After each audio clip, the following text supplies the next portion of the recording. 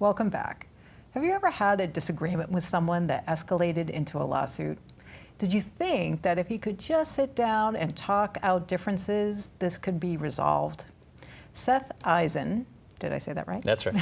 Is the executive director of METROWEST Mediation Services, a nonprofit community mediation agency. They work to resolve disputes and reduce court dates. And thank you very much for coming in. Thank you for having me. I said your name right, and I didn't even ask you if I had pronounced it correctly. Yes, Eisen is correct. And congratulations on recently getting married. Why, thank you. Yes.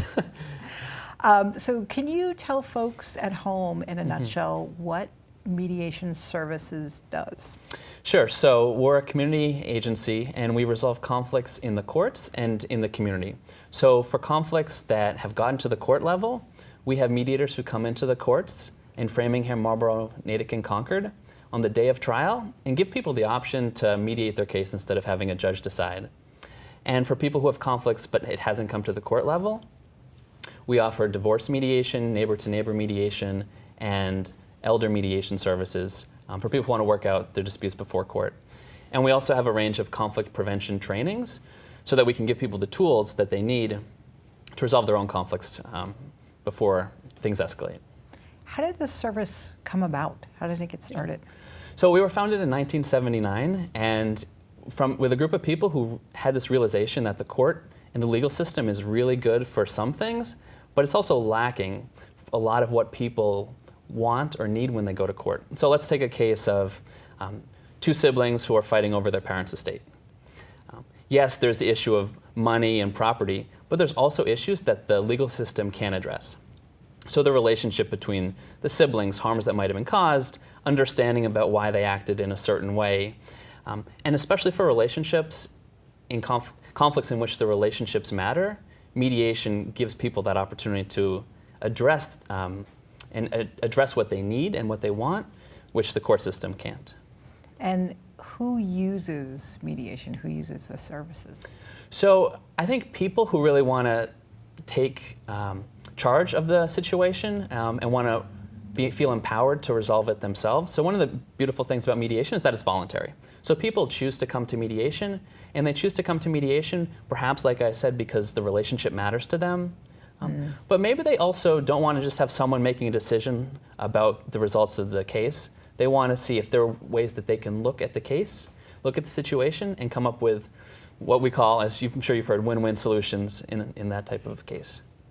So in the time that you've been doing this, can you pick out one specific case that you felt that mediation really meant a lot and worked very well? So we recently started mediating in the Framingham Juvenile Court, and we feel like these cases are so important because the cases that we're doing are harassment prevention cases. It's a version of a restraining order. So these are high intensity, high emotion cases, but it's involving students who are either classmates or at least they're in the same school. So even if the judge were to issue a harassment prevention order, they would still be in a similar setting. And so it's so important that they're able to talk about what happened. And for the victim in this situation, it's really important that they feel heard and that they get some acknowledgement of the pain that they've been through. And so in mediation, we're able to bring the parties together, have that conversation, and write up an agreement that in some ways might mirror what a prevention order would say in terms of a lack of contact, but would help the defendant avoid a court record and would make both of them feel like, okay, we're both agreeing to this, in which case the agreement's going to be more durable than if it was just some type of order. That seems very important. So you are fairly new to this position of executive director. Where do you see mediation services going in the future? So we want to do a lot more work with youth, and that's why we started doing the work in juvenile court. We're exploring maybe doing other types of cases in juvenile court, but we also want to provide the skills and resources to youth in schools, in after-school programs, so that they can have the ability to resolve conflict on their own, and I think that's a really important part of it. And the other part that I want to expand is we've had so much demand for our divorce mediation program. People going through divorce realize that there's some tremendous benefits to mediation. It saves time, it saves money, and it also, most importantly, can help preserve the relationship. So we've had a lot of community demand, and in fact, the demand has outpaced our available mediators. And because we're an all-volunteer organization, we rely on mediators in the community who are part of our roster to mediate those cases. So we're going to be developing new mediators, recruiting new mediators so that we can offer the divorce mediation to anyone who might need it.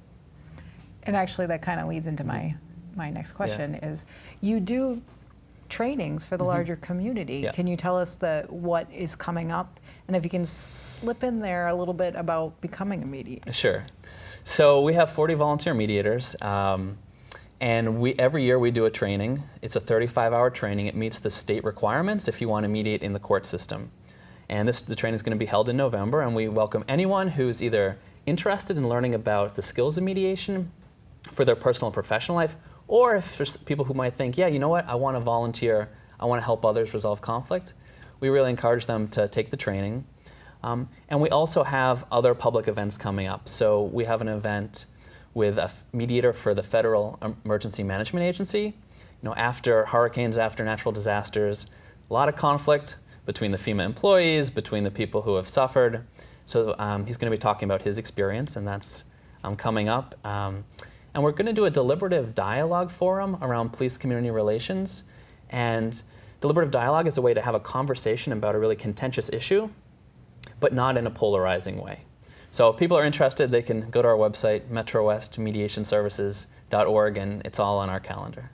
That is great. I think it's very timely for both of those. Yeah, I think people having the ability to talk about difficult issues in a way that doesn't demonize the other side really matters, and that's what we try to train people in.